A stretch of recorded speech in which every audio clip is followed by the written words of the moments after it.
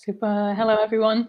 I'm Laura. I'm a senior product manager in BBC R&D, and I'm responsible for BBC Connected Studio, Makerbox, and Taster. And most of my last 9 years at least, have been working with that community. And I'm joined by John. Hi, I'm John Francomb. I co-lead the audio research team at BBC R&D. My background is in perceptual audio quality evaluation and novel spatial audio technology. And today we'll be unwrapping BBC Makerbox. We'll be talking about the importance of the community of practice in empowering the next generation of makers. And I'll give a couple of examples of teams creating interactive experiences and how we're working with partners to support different networks using technology in new ways. But first, let me play a quick video just for context on Makerbox.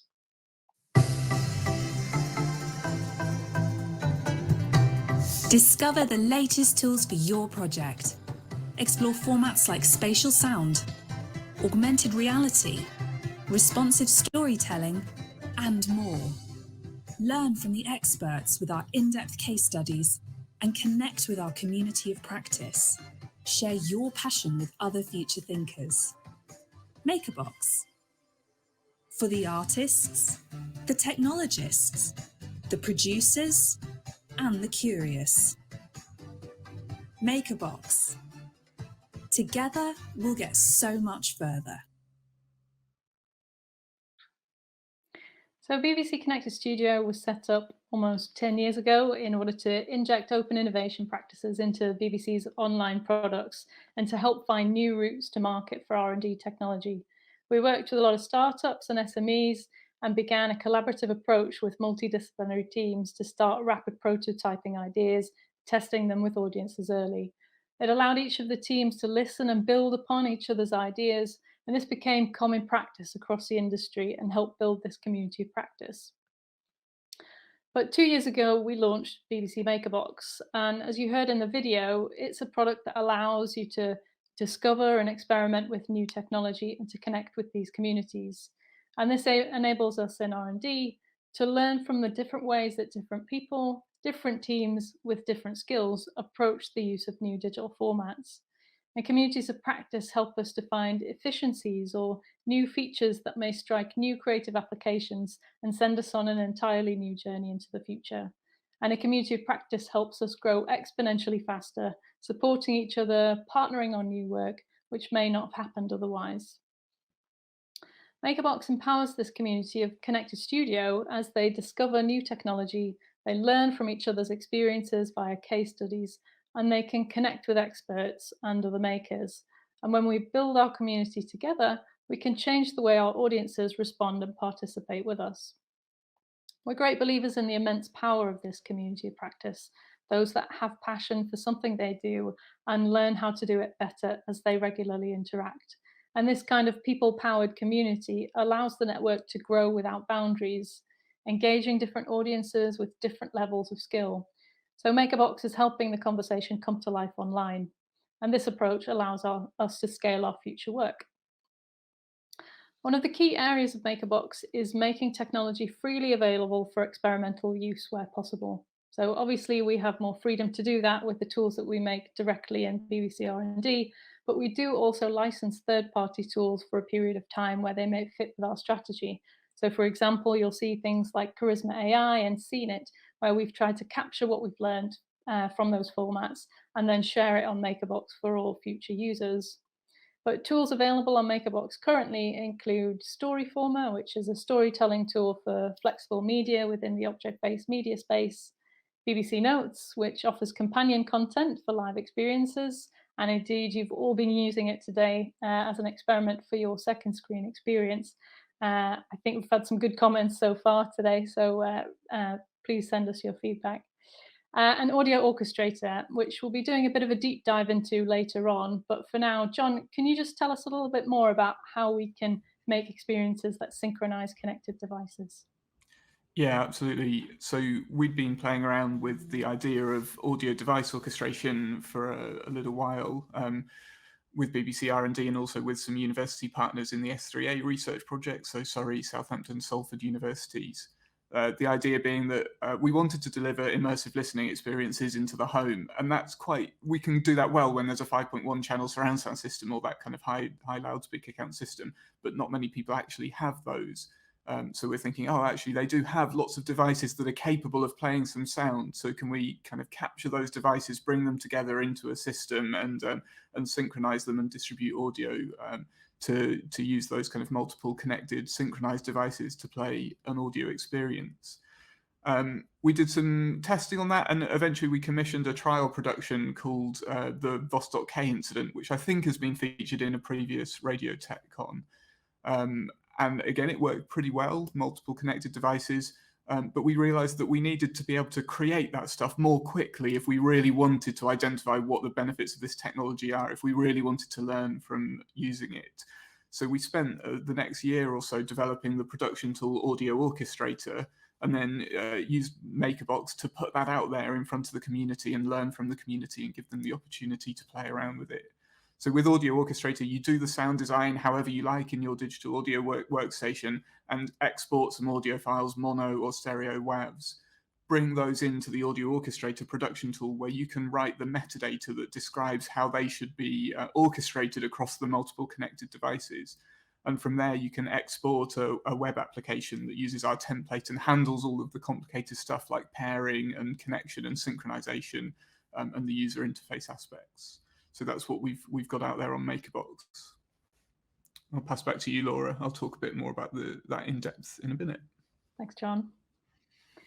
So our tools have been gathering pace in the community in different forms. And firstly, I'd like to talk about the BBC team. So BBC teams have been experimenting with Makerbox and publishing to BBC Taster. And this was the case with His Dark Materials, Discover Your Demon, an experience made using Storyformer, and the BBC team approached the project seeing how technology could support the show and engage the fan base.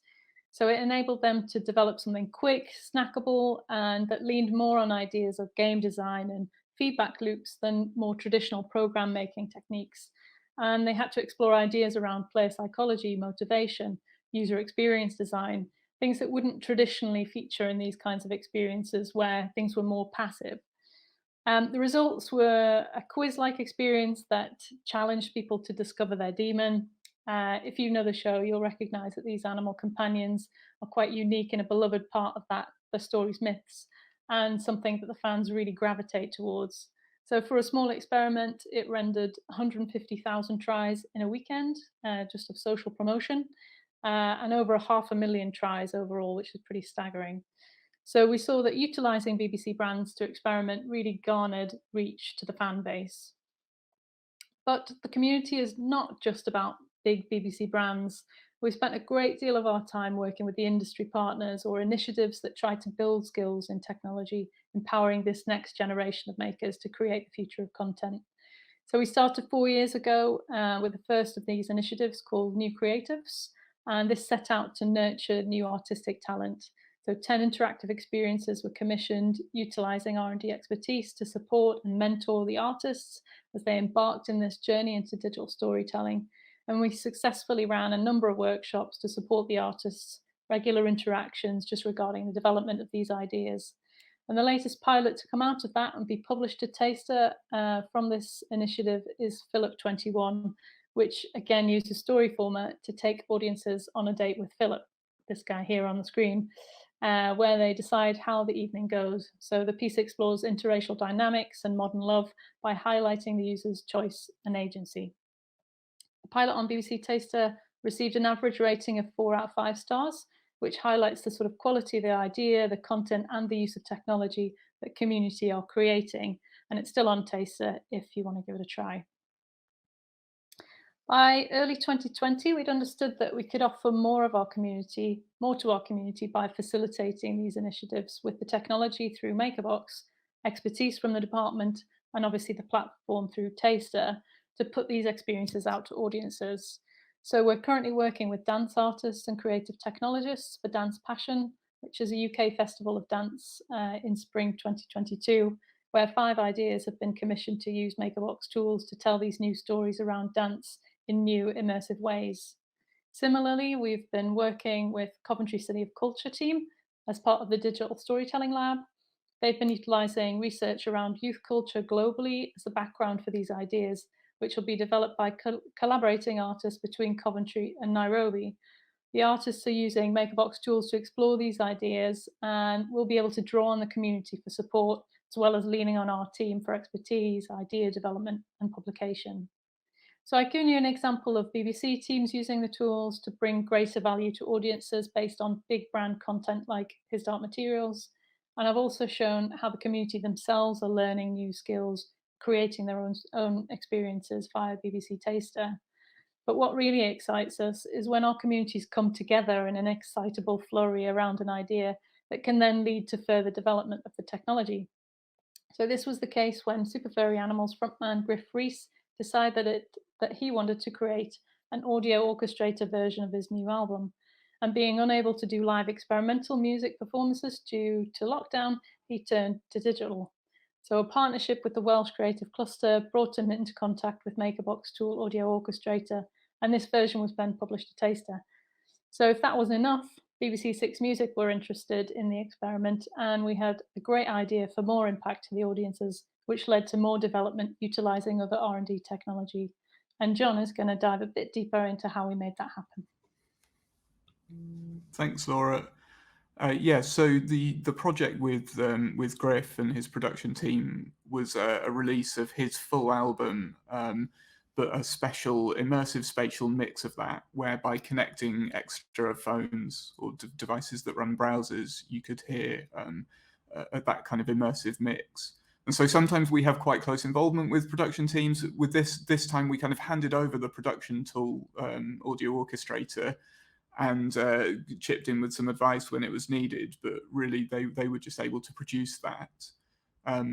I thought it was interesting to point out that when we're doing music experiences with Audio Orchestrator, we can get pretty good synchronization, but sometimes we have that pesky latency again through the browser software and the device hardware. And so we've built in a manual calibration system that people can use to manually sync up the devices they've connected. So that was important for this music-based experience.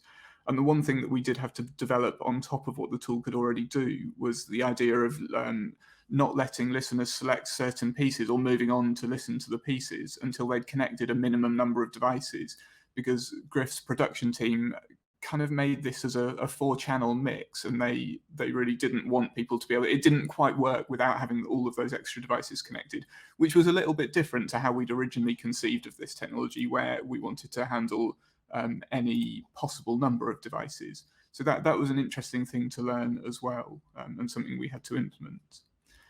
And as Laura mentioned, the other thing that we did was decided that a listening party was a really good way to maximize this, particularly in lockdown, where this was quite a common thing that people were doing, remote listening parties, a way of bringing people together to discuss online.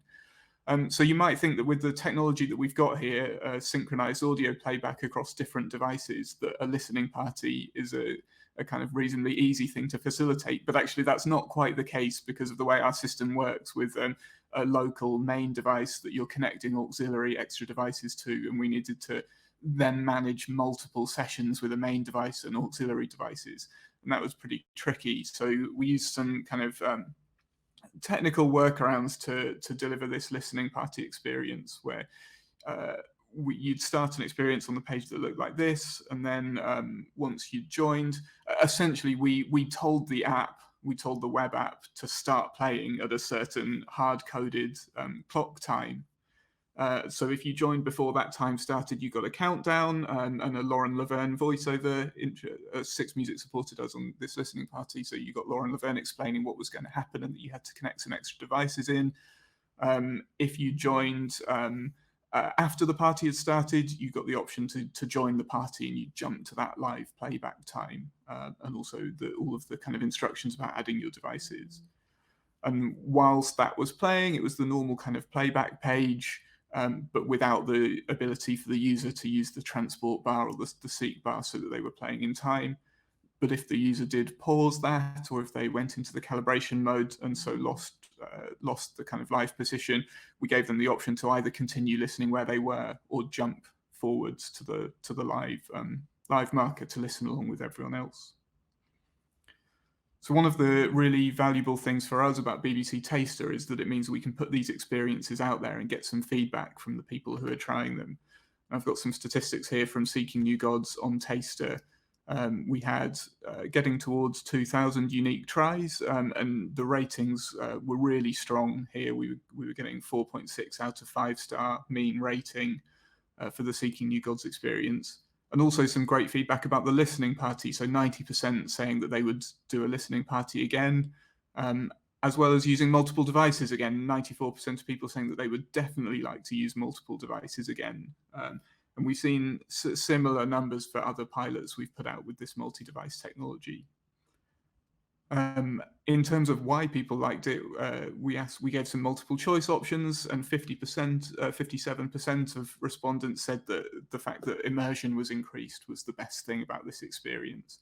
And when we asked about the negative things, we see a bit of a split about that, but volume balance and improved sync are the things that people would like to see improving in this technology. It was also nice to see loads of discussion and engagement on social media when we put the listening party out there with a Twitter hashtag that people could use, and getting some really great comments about people getting stuck in and finding all of their old phones and plugging it into amplifiers and setting up these, kind of taking some ownership of their listening experience and putting some effort into setting it up. So not all positive. Some people noticed that it was a bit of a pain to set up, but definitely was really rewarding to see people engaging with the experience. And I think they got something out of it. So yeah, I think there was some value there.